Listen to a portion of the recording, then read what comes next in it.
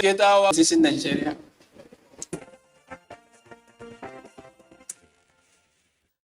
That will be the focus of our discussion today. But before then, just a few hours ago, the Supreme Court of Nigeria has affirmed Sheriff Oberevore as the governorship candidate of the People's Democratic Party, PDP, in Delta State.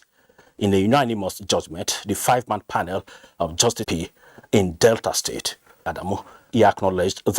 Next step to our last discussion. Knowing the important role of the media in the society and the quest for power by the APC prompted this parley between the APC National Working Committee and the media. The critical role of the media in entrenching and sustaining a lasting democratic society and the role of the APC-led government in these regards were highlighted. We want to continue to be the ruling party. And so we have to develop a capacity. But whatever we do, we want to be positive as much as is humanly possible. And to do this, we need the media because we believe the party as a primary interested person in the outfit will be interested that its membership are fully abreast with what the leadership of the party is doing. The party leadership promised to play a link role between the leaders and the citizens to provide and promote enabling environment for all businesses to thrive.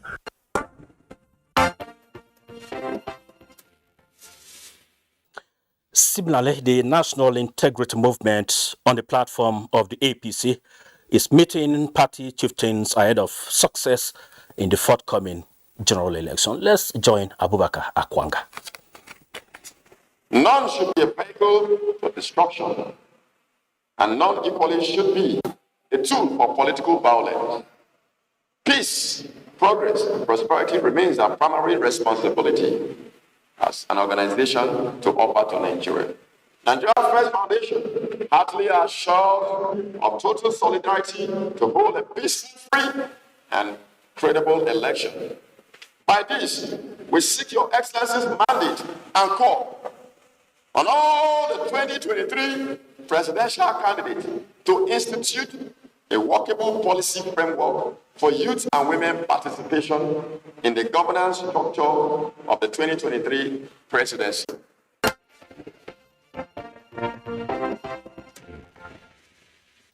And let's take you to the People's Democratic Party. The First Foundation is calling on all of the 2023 presidential candidates to institute a workable policy framework for youth and women participation in the governance structures of the presidency as a way of reducing youth agitations and for maximum cooperations to the nation. The about 20 years old interreligious body has been mainstreaming the gospel of unity among Nigerians, irrespective of religion. Convinced about the goodwill the Peter Obi ticket wields among Nigerians, the religious leaders have taken to prayers in order to secure victory for Labour Party and peaceful electioneering. We need harmony between the Muslims and the Christians. Let us try Peter Obi this time and see how can we achieve something, especially the critical situation that we are having in Nigeria. The Labour Party scored a point in giving us young, vibrant candidates who have been tested. The party has faced a series of challenges recently, including the fatal accident of some officers leading to the death of a zonal chairman, hence the need for God's protection during the campaigns. The Peter Obi ticket has also promised to bring sanity on board and ensure that the nation's commonwealth is prudently put to use. We parade the best of presidential candidates, who has the character, who has the pedigree, who has the competence, and who has the name, the reputation to drive the process of development for the country and rewrite and reposition the country for greatness. The leaders are selected from Kaduna, Niger, and Abuja. David Irie, NTA News.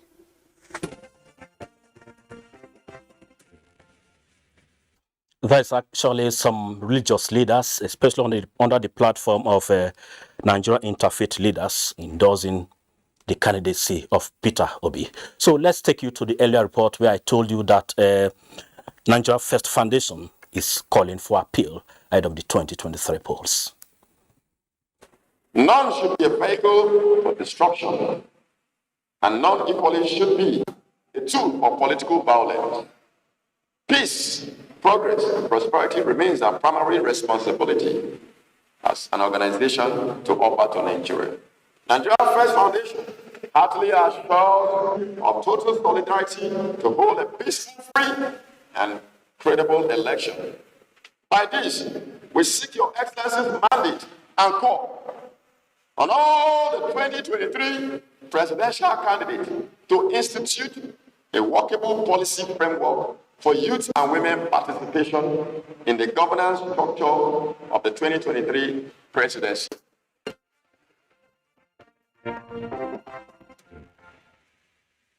The leadership, politics, and citizens' engagement are vital ingredients, friends, in Abuja, enjoined citizens to have confidence in the election process, while voter education should be a concern for all ahead of the 2023 polls. The dedicated portal where the staff of the commission uploads the base results from EC8 results. That makes it possible for everybody to see the results as they come and make their own judgment even before the commission pronounces the result. And that's a very good way of checkmating rigging, and it has helped us, the commission in Anambra State. It helped us in Ekiti, and we crowned it up with the Osun. So Nigeria should be rest assured that their votes will count. Let us give INEC the chance. Let us believe that this time it will work. This going to 2023, let's not despair. Let's go out. Now, INEC itself cannot say this to convince people. The people that have authority over their spiritual lives, that is the churches and the mosques by implication, should be able to make Nigerians know, play more role, and ingrain it daily when people come in congregation to worship. Tell them, it is your right to vote. As well-meaning citizens of this country, it's a wake-up call for all of us to put all we have, all in us together, to ensure that Nigeria gets it right come February 2023.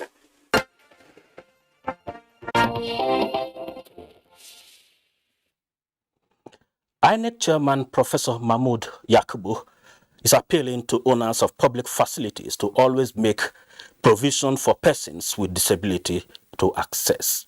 He made the appeal at a program organized by the Albino Foundation on the Able to Vote campaign in Abuja. Of registrants suffering from blindness or hearing challenges or spinal cord injuries or Down syndrome or little stature, we have collected the data.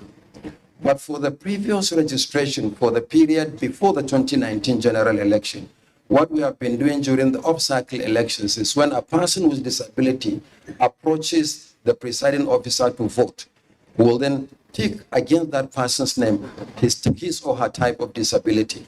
And that has also helped. But the whole idea is to have the data so that we can serve persons with disabilities better on election day. You may also recall that for the first time in the history of elections in Nigeria, persons with disabilities drawn from the National Youth Service Corps participated as presiding officers at polling units in the last governorship election in Osun State. We look forward to other categories of persons living with disabilities to serve as supervisors, monitors, collation, and even returning officers during elections. I came not with a piece of paper to speak to you. I came to speak from my heart. We are determined that persons with disability one day in this country will become the president of this country. We are determined that persons with disability one day in this country will become the Senate president, will become the Speaker of the House, will become speakers of House of Assembly. And assuredly one day, after the INEC chairman retires, now maybe one day a person with disability will become the INEC chairman.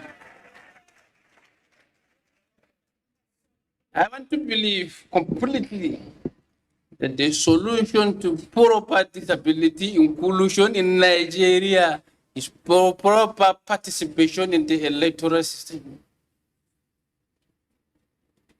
Because of what INEC is doing now, the disaggregation of this data, they just concluded continuous voter registration. A matter of all of us who get who are due and all those of us who get our voters card has now forced our politicians to start seeking attention of persons with disabilities in Nigeria.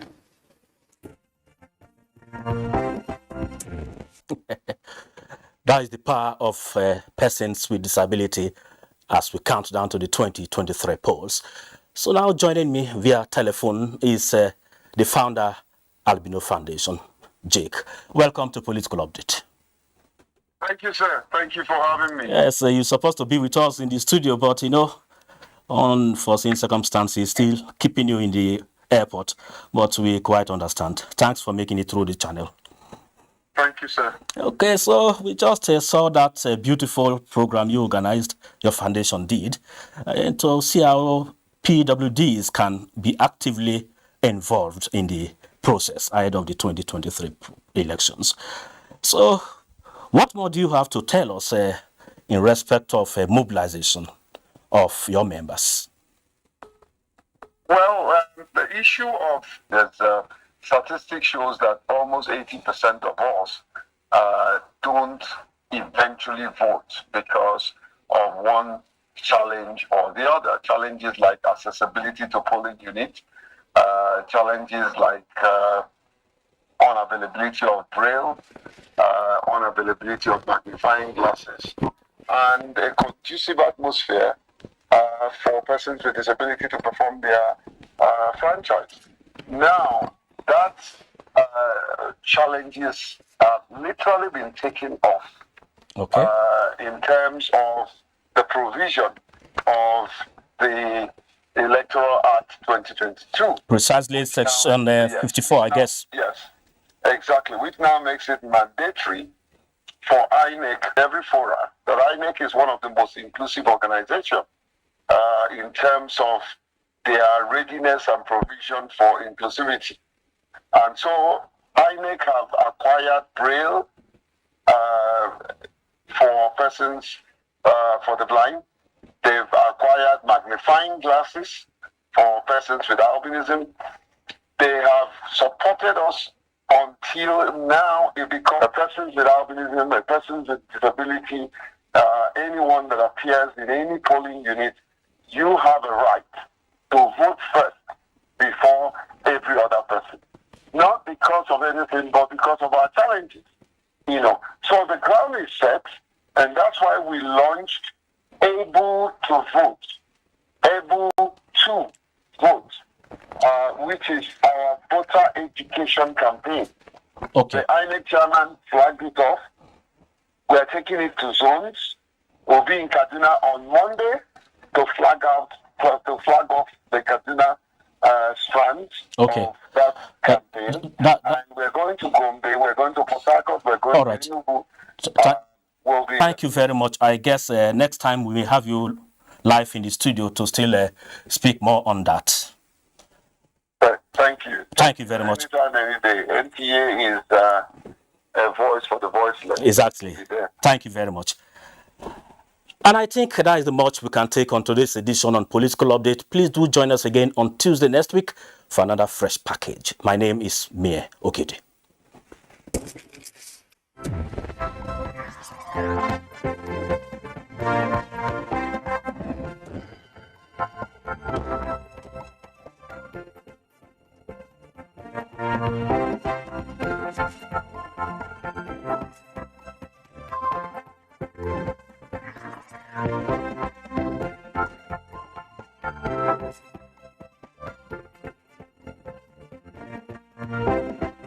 Thank you.